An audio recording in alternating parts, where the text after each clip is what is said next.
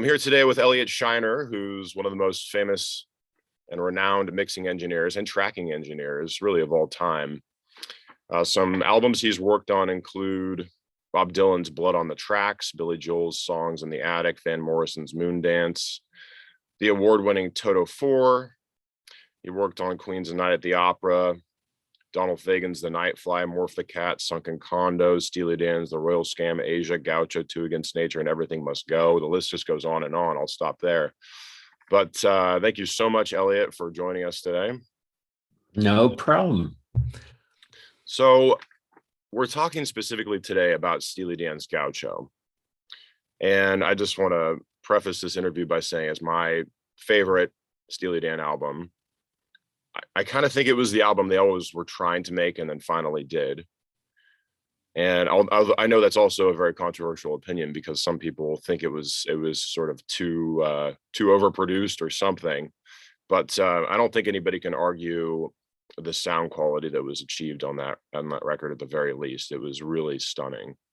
And thanks. Yeah. I mean, I thought that Asia was considered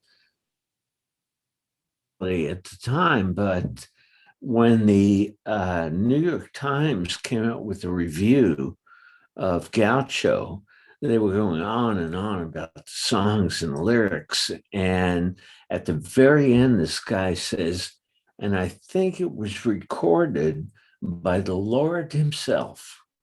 Wow. So that sounds about that sounds about right. So there's been a lot of interviews, I'm sure, of people who worked on Gaucho over the years, but none of them have really focused on the technical aspects as much as just the crazy story behind the making of the album. I don't want to talk about that today. I want to talk about technical stuff. This interview is really for people who are interested in music gear and the production techniques that you have mastered over the years. Okay.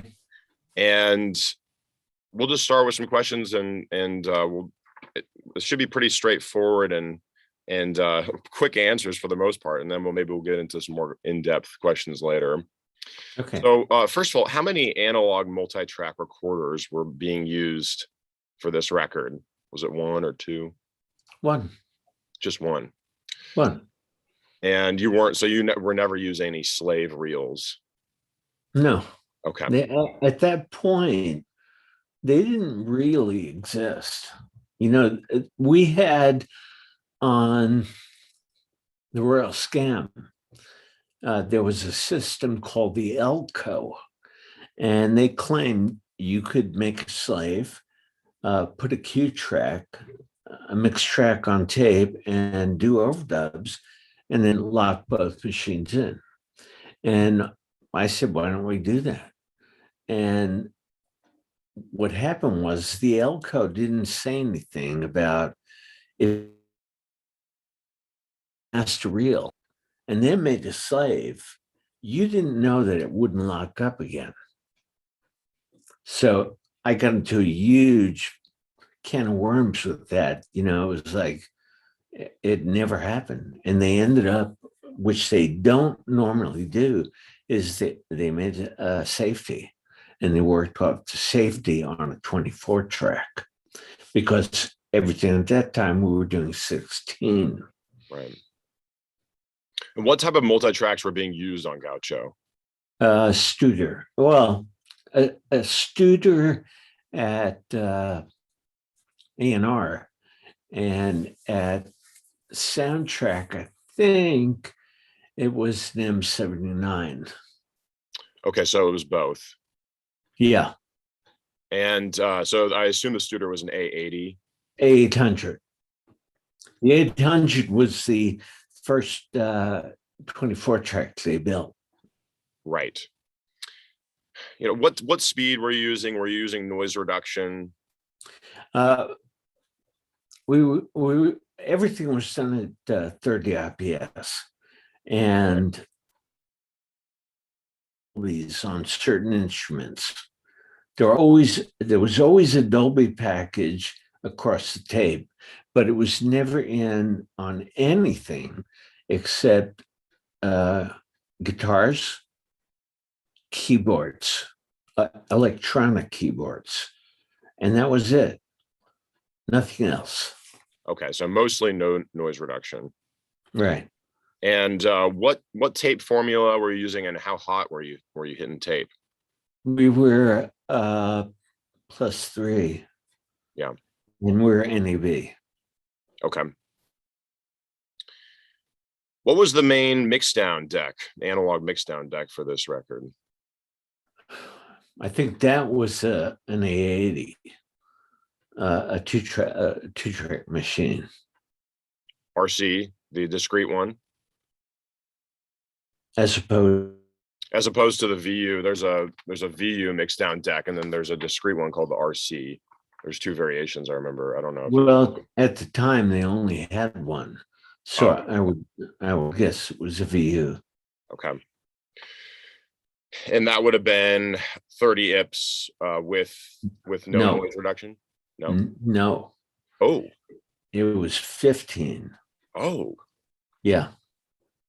Interesting. And what was the theory behind tracking at 30 and mixing at 15? That was the three of them, Donald, Walter, and Gary. That's what they wanted. And Roger said, yeah, just do it. Fascinating. And in terms of noise reduction on mixdown, would that have just been Dolby A? Yes. Okay. But we didn't use it. But on mixdown you did, right? Just on the 2-track? No. Okay. I thought maybe you were using noise reduction. No. They want to go 15, no noise. Oh, okay. Understood. Would you say that the bulk of the record was tracked on the Studer or on the M79? The Studer. Oh, it was. Okay. Yeah. What was your mix bus processing for this record? Compression, EQ, limiting, that kind of stuff. Was there any? This was 1979. The only things you could have in was a compressor and maybe EQ, but we didn't do any of that. They were happy with what was coming out of the console. And if there was to be any compression or EQ, it'd be at mastering. So probably no processing on the mix bus. No. Oh, wow. What console was used for tracking this record? At A&R, it was an AD68 Neve. And then what about mixing? It was in that room. We used that room. It was an AD68. So same console. Yes. Oh, okay. What was Donald Fagan's lead vocal mic chain? Number one, I would do tracking and mixing. So I never did Donald's vocals. But anytime I did do vocals with him on other things, he preferred a U87. I don't know why. He liked the way that mic sounded. And there was nothing in the line. No gates, no EQ, no compressors. And even back in the 70s, he would have done that? You could do EQ, you could do gates, compression, but no, they want nothing in the line. So were you involved in the backing vocals at all? Did you record those? No, it was all, when it got down to vocals, that was always Roger. I see. Yeah. I see. Okay. Let's skip that question then. Can you tell us about the plate reverb used on this record and any details about the send and return processing? Okay. At A&R, I had 4 140s, and I had a 4-track tape machine going into the send, and it would delay it by about 150 millisecond. And nothing back on the return. So the echo had a delay going in, and it came back delayed. That was at A&R. We did most of the mixing at the Village in LA, and we're working on 8078. And we use a combination of 140s and a plate and a live room. Okay. And then in terms, so you were generally using a pre-delay, you said 150 milliseconds would be about. It would be the difference between the record head and the playback head was about 150. Okay. And would you have been, on the send side, would you have been using any equalization? No, And not on the return either? no. One of Phil Ramone's biggest things was he knew how to make the reverb sound great, and he did. And when he finished tuning them, which he would never let anybody see, he'd go down to the basement and tune the reverbs, and you'd come up and you'd listen, and it would be amazing sounding. You didn't need reverbs. Interesting. So when you say you didn't need reverbs, are you talking about digital reverbs or? Oh, well, there was no such thing. Oh, right. Yeah. 70s. Yeah. Yeah. What digital effects were being used on this record? Do you realize what you're saying? But I thought for some reason by this period there would have been something, maybe by 1979. That was just because No, for example, not really. we have an EMT 250 in this studio, and Oh yeah, that's yeah. I never called that digital. oh, okay, okay, That was analog to me. oh, okay. Well, I mean, it's a digital reverb, so that's why I was asking. Yeah, but analog plugins. Oh no, oh yeah, no. I obviously I'm not referring to plugins here. So, were there any early digital analog boxes that you were using effects wise that you can share with us for this record? No, Okay. nothing. So it was Yeah. mostly just plate reverb and then the actual room. Yes. Okay. What was your mixing process like for this record? What parts did you mix first? Like, did you focus on the rhythm section? How did you start it out? Yeah, generally what I do is I'll start with the drums, and I'll get the drum, I'll listen to each input on the drums and get every track sounding the way I want it to if I'm listening to it with nothing else. And after I got the drum set to the way I want, I'd bring in the bass, and then I'd bring in keyboards, and then I'd bring in guitars. Now, most of the time with Steely, there were horns, and that was generally it. You never heard strings. There was nothing. But it was a rhythm section and maybe horns. How much high pass filtering were you doing on mixing this? None. None. Okay. One thing I noticed about this record is that the kick drum and the bass guitar work really well together, and they're not overpowering, but they're still very punchy. How would you say you achieved that? Well, after I got the drum set and I bring in the bass, get that set, the next thing I would do is listen only to the bass and the kick. And I made sure that neither one was louder than the other. They were equal parts in that sound, in the bottom end of any Steely Dan cut.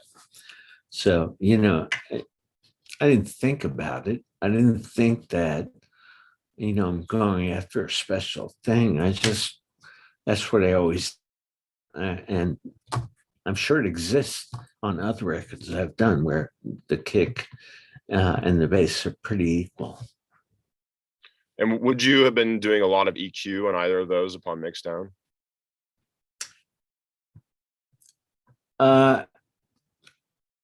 Might have, yeah. Depending on what mic I use for the kick, that might have been EQ'd in the mixdown. In terms of mixing Donald's lead vocals, what kind of EQ and compression would you have been doing? What units would you have been using in the board EQ? What kind of compressor would you use? For Donald, no compressor. Oh, wait, yeah, I'm wrong. We used a 160, a DVX 160, but the old one, the ones that were, they had two-door rack and they had a VU meter. I would use that on his vocal. EQ, because they would use the 87, I always found that to be a boxier mic, a little more dense, a little less top end, and I'd boost the top end a bit and take a little off at 1K. Okay. So one thing I noticed about Gaucho is it has a really fascinating panning scheme. And one thing I thought was particularly brilliant about the way you mix this record is that you used mono reverbs. Yeah. Which is no longer used in mixing. Well, it's at least very rarely used in mixing today, it seems like. I do. Yeah, I mean, that's kind of one of your signature things. A lot of times the guitar would be panned hard left with the spring reverb, I'm assuming, from the not what was your technique there with the guitars? Because that's such an important part of the record. With the guitars, if they were off to the left and right, at that point, I got used to actually keeping whatever reverb was on the left side of the mix, they were there. In Asia, I did the opposite. I'd have like on Black Cow, you'd have I think the Rhodes on the left, the piano on the right, and their reverbs were opposite. It didn't quite create, all you heard, there was something in delay because it was A&R and we had delayed 140s. You heard it after the fact. So it was not trying to create those guys. By the time Gaucho came, I was just putting them, I had 3 reverbs that I used. I had a 140 on the left, right, and 140 in the center. And wherever you were, that's the reverb you got.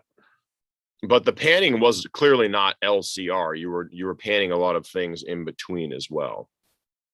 I don't remember, but we had pan pots, and it wasn't LCR. It varied. Sometimes I'd put the guitars in to 45 degrees. But I was I kept things a lot to the left and right. All the younger guys were saying, oh, no, it's too far out, too distracting.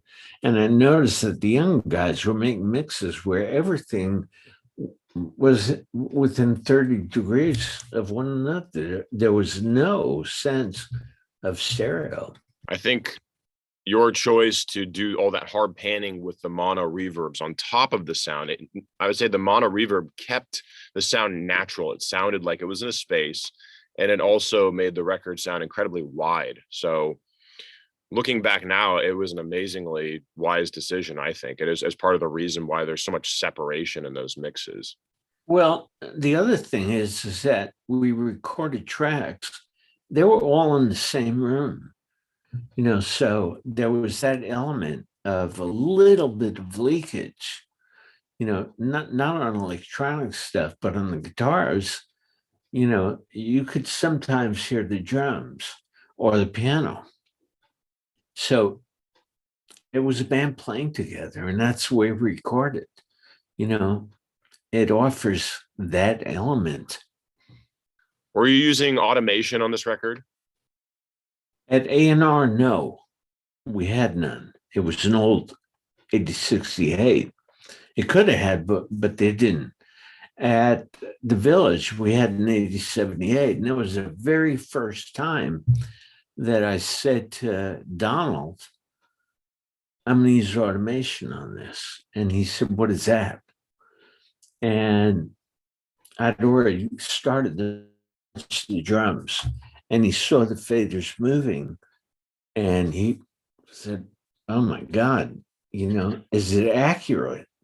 I said, "Yeah, it's pretty accurate to within a tenth of a dB." So yeah, absolutely. When I got around to the vocal, I was writing the vocal, and he was noticing certain moves I made. And when I played it back, he just watched the vocal fader to see if it was making the same kind of moves. So he was a bit reticent on going to automation, but then he said, "Yeah, this is great." Wow. It seems like a lot of elements on this record were recorded in mono and simply panned. What stuff was actually tracked in stereo, though? The Rhodes, occasionally a guitar, but not often. Any rhythm guitars was always mono. Mostly just piano and organ and a couple of guitars. And how would you have recorded the Rhodes then? The Rhodes, Yeah. it was out of the box, was just their outputs left and right. Occasionally, a guy would bring in like what were those devices called for? It enhanced the stereo imagery. Was it a flanger, stereo flanger or something? No, it wasn't a flanger, but it might have been not a flanger, but something else. Phaser, maybe a phaser. Yeah. Stereo phaser. Okay, that makes sense. Okay, this is a question of no little intrigue for me. How were Donald Fagan's vocals compiled? Were they submixed or were they actually automated from the original takes? How did that work? It was all in one track. We never went back and forth. And in those days, he punched in. Really? Yeah. Wow. And sometimes, I mean, Donald would do something that you'd go, "Oh my God, this is so awesome." And he'd say, "Let's go over that," and they'd be reticent to actually wipe it, Oh man. but they would.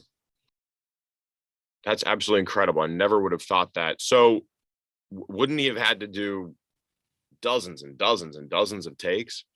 He would keep, until he couldn't sing anymore. But, he would work at vocal. He came into work on a vocal. He worked all day on that vocal. And sometimes more. Wouldn't that have worn out the oxide on the tape eventually, though? Well, we had that problem.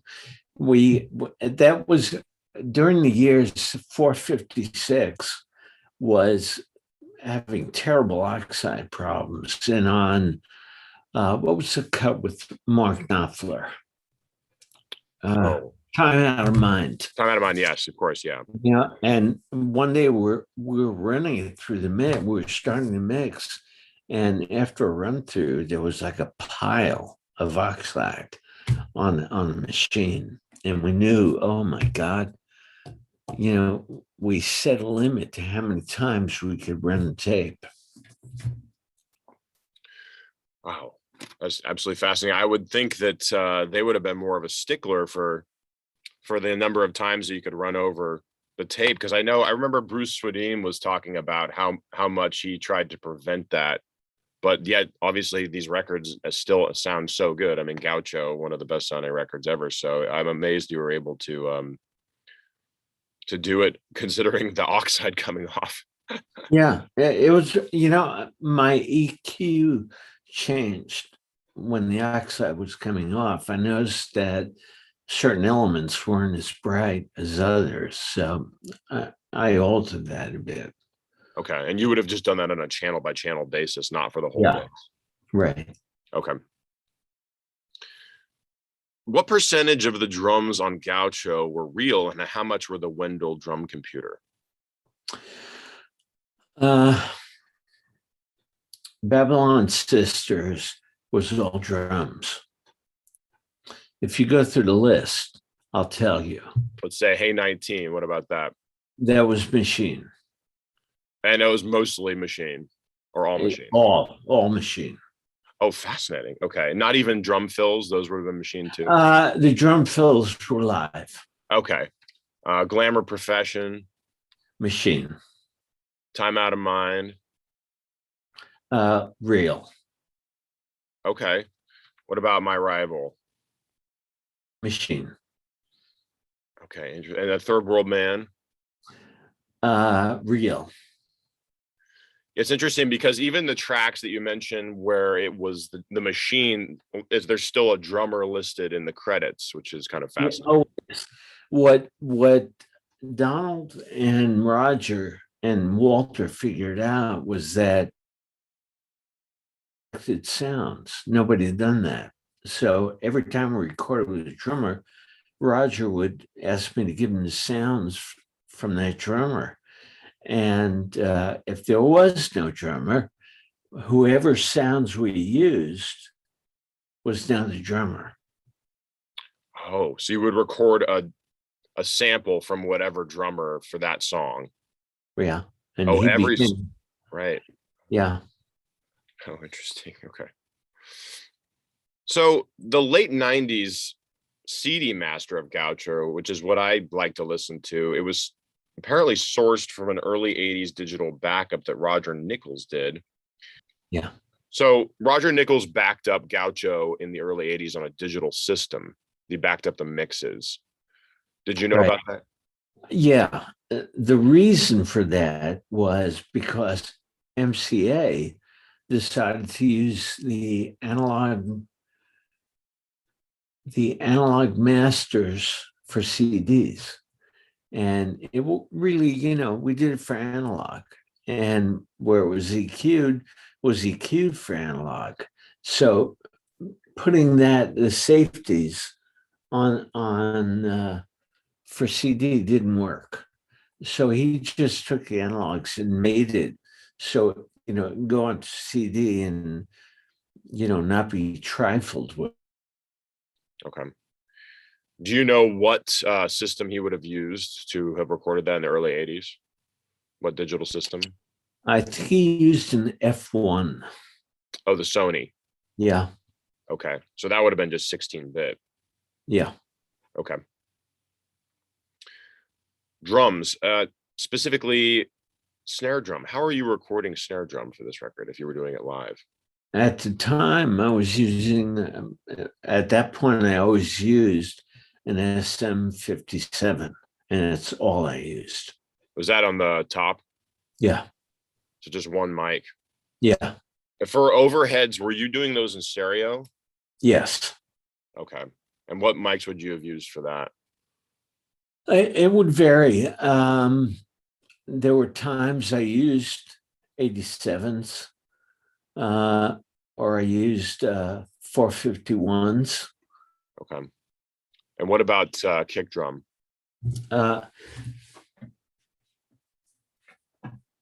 D12. Okay, yeah. Synthesizer and bass guitar, were you just DIing those into the console preamp? Bass guitar, sure, yes. The guy, Walter didn't like the sound of most amps. As far as guitars, what was the question? It's like, were you just going straight into it was really for synthesizer and bass guitar is what I was wondering. Were you just DIing them and then going into the console preamp? Like, what were you doing for synthesizers? Same thing. Same thing. Yeah. Okay. Do you know anything about the meaning behind the song Glamour Profession? It's always hard to figure out what the meaning is. They would write stuff and you go, and they couldn't even tell you most of the time, unless they were writing something specific about an event, but like Peg, for example, or Gaucho. I mean, it wasn't really reflective of anything that they could refer to and say, this is what happened when it happened. Some songs did, and you knew after a while that there was something that happened to them or someone that they were writing about. Yeah, I my cousin and I thought it was maybe about Magic Johnson in the early 80s, playing for the Lakers, but I was just curious if there was some sort of inside joke or story behind that. But No, it was definitely about LA, though. yeah, You know, everything refers to LA. Mr. Chow's was an LA restaurant. right. Were there any secrets you might impart in the mixing process of this record in particular that were unusual, or was there some signature that you had, sonic signature that you put on this album in particular that you want to talk about? I never did anything to my knowledge. You know, I did the same thing every day. And, you know, you could do the same thing for, let's say, Babylon Sisters and do the same thing for the Stones. I was fortunate to have these guys record the music the way they did. So it made me look like a genius, but I wasn't. You know, I just did a mix. Oh yeah, wow, very humble. I like it though. Do you have any particular favorite?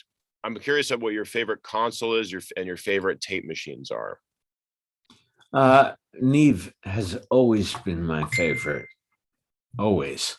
Um, Tape machines was always Studer. I love the way that machine sounds. I have one sitting back here. Yeah, we have one here too. We have an 800 Mark III in the studio here. Yeah, that's the one I was referring to. It's an 800. Yeah, yeah. And what about for mixdown? Which mixdown deck do you like best? Studer. Same thing. Yeah. Yeah. Okay. Okay. Fair enough.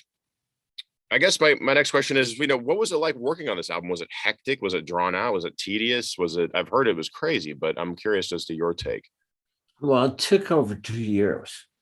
Yeah. And not for me working every day. I would be there for, like 2 months recording tracks, and they change bands. And I mean, they get rid of one band and hire another, thinking that the first band really didn't have it for this song, and hire another set. And sometimes they did, sometimes they didn't in their eyes. As an engineer listening, you go, it's pretty good.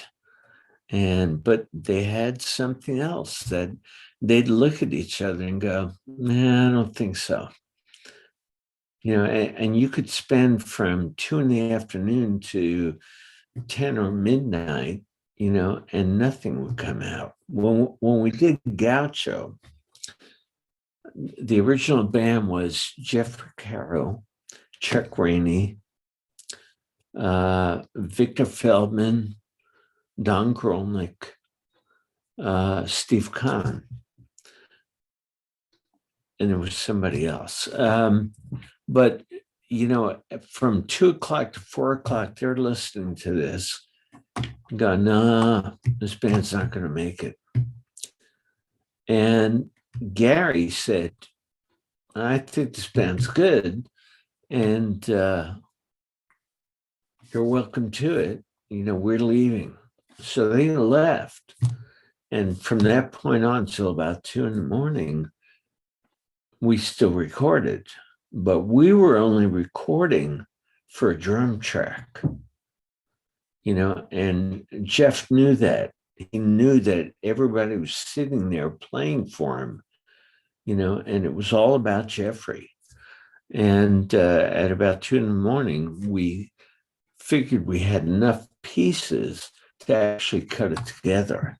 And that's what we did, and they actually, normally they would go, this is crap, but they actually came the next day and said, this is pretty good.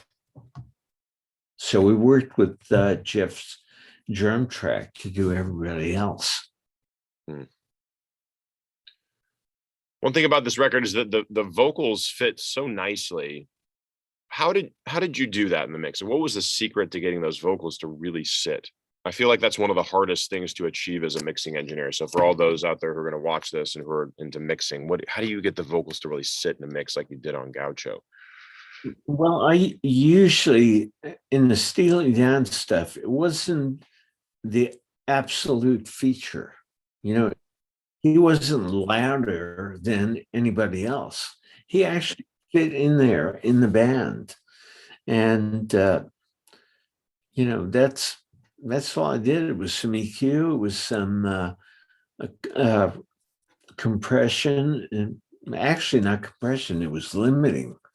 And that's all it was, and just level balance. I mean, the biggest part is where you put the levels at. Do you know who Al Schmidt is? Yeah. Died last week.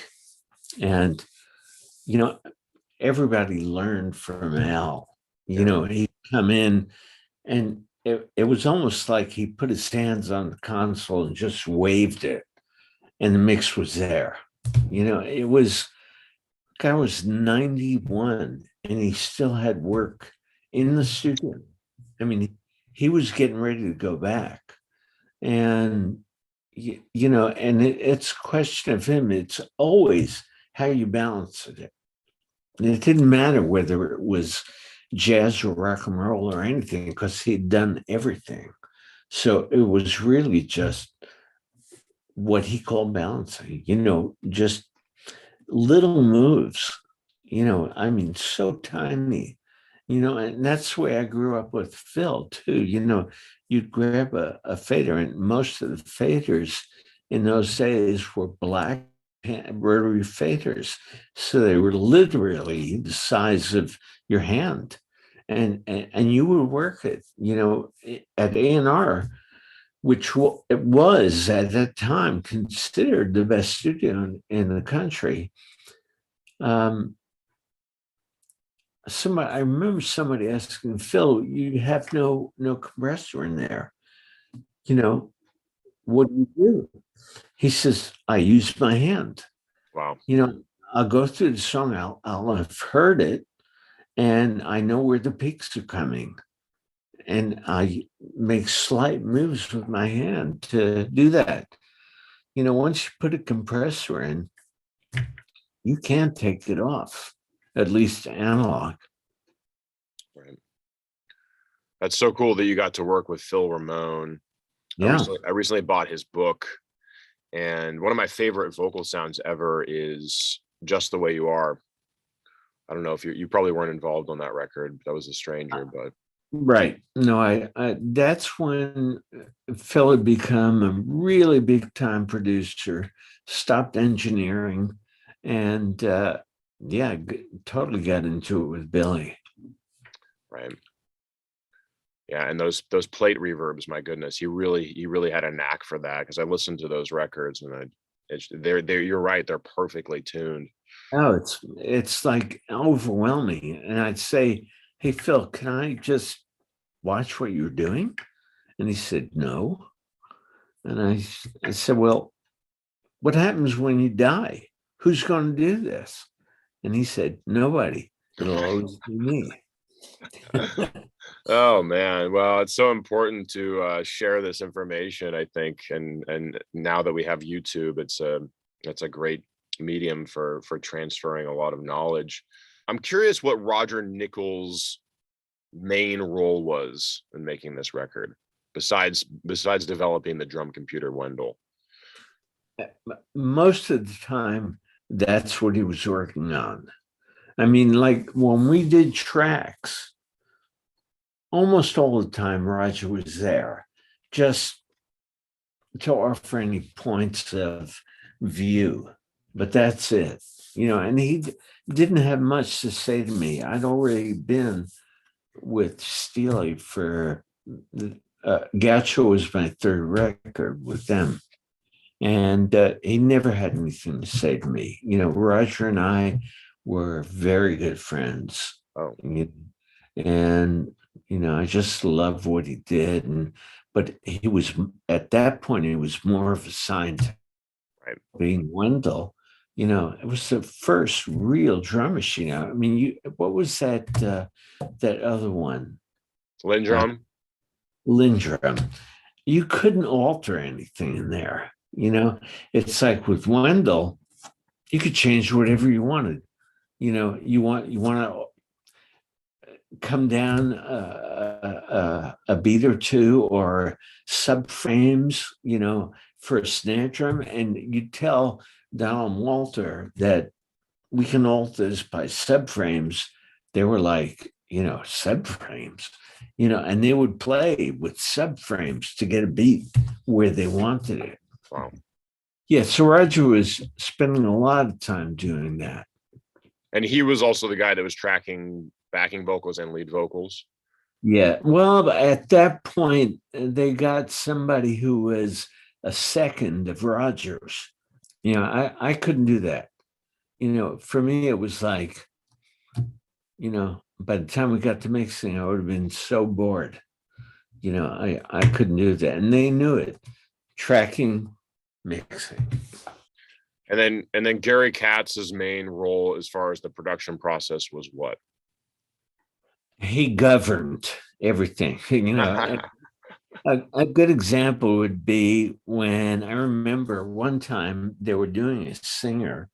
They wanted to put this guy's voice on, and Donald Walter, this was at another studio, and Donald Walter came in, and this guy was warming up in the studio, and they said, what is this guy doing? And he was doing vocal exercises, but Donald never did vocal. Most people they knew didn't do anything like that. So they walked into the control room and they looked at Gary and they said, fire this guy, and they walked out. Just from doing the exercise. Wow. Yeah, Gary, a lot of Gary's work was like, he'd have to bear the brunt of making decisions, or at least carrying out decisions that they made. Well, I think we can pretty much leave it there. This answers so many questions. I mean, it's really this has been fascinating for me. Really appreciate your time, and I don't know if there's anything else you want to say. You can say it. Otherwise, I think we pretty much accomplished what we wanted to accomplish here. Well, the one thing is that through the processes of making a record with them, and there were good moments and bad moments, but whatever we did, it was an amazing amount of fun. I remember Donald saying to me one time, we're going to work on Christmas Day. I said, we are? He said, yeah. And Gary said, well, some people want to go and have dinner somewhere. And he said, I said, yeah, I'd like to see some people. And he said, and he looked at Gary and he said, come on, what do you guys have better to do? And no, when it came down to it, was we liked making music with these guys, and it was worth giving up almost. Wow. Thank you so much.